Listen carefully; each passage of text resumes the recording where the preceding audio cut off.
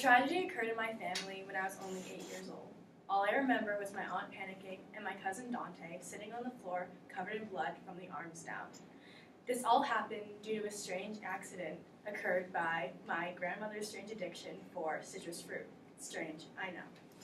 This woman loved her oranges, and despite the craze she caused, it became a widely known joke in our family and soon became a tradition that helped us preserve the memory of our grandmother even after she passed away.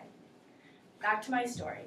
On one rainy day, when there were no oranges in the house, my grandmother decided to take it upon herself to gather her own. Coming from a small town in South Korea with no driving experience and being in her late 70s, she had no means of getting to the store on her own. Instead of asking one of us for help or asking to take my aunt's car, she decided that it would be easy enough to climb on top of my aunt's orange tree to pick her own. As she reached the top, she yelled at my cousin Dante and I to come and chase the oranges that were falling down rapidly from the tree. I remember looking up in astonishment thinking, how did she get so damn high in that tree? We had our hoods on and the rain prevented us from seeing where the oranges were coming. Unfortunately, they were coming every which way.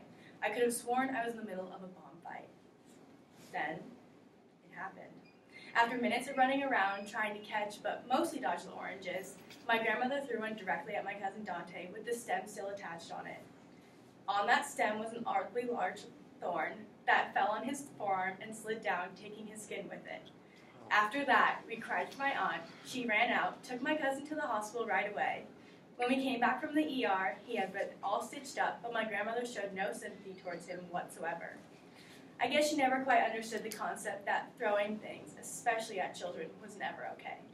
We began telling what happened, the orange incident, and to prevent it from ever happening again, we began taking our grandmother to the local farmer's market each week. It helped her pick as many oranges as she wanted, as well as other fruit, without any repercussions. Our weekly trip to the farmer's market began as a mere joke in our family, which soon turned into one of the funniest traditions we have to this day. It actually brought us all much closer to our grandmother as we spent the afternoons talking and walking around as she told us numerous stories and jokes from her past. We all learned so much more about our grandmother that we never thought we would as we shared our love and affinity over fresh produce. However, my grandmother passed away many years later due to pancreatic cancer. For a while, we stopped going to the farmer's market because it became too sad. But as the months went on, we began going yet again, and it helped to preserve the memory of her and kept our family very close. So maybe the stitches on my cousin's arm weren't such a tragedy. Nonetheless, it made for a great story. All in all, I'm not sure if you consider this your average family tradition, but I truly hope it continues because it's not often that you come across a crime scene due to the thorn of a seemingly innocent act of orange picking.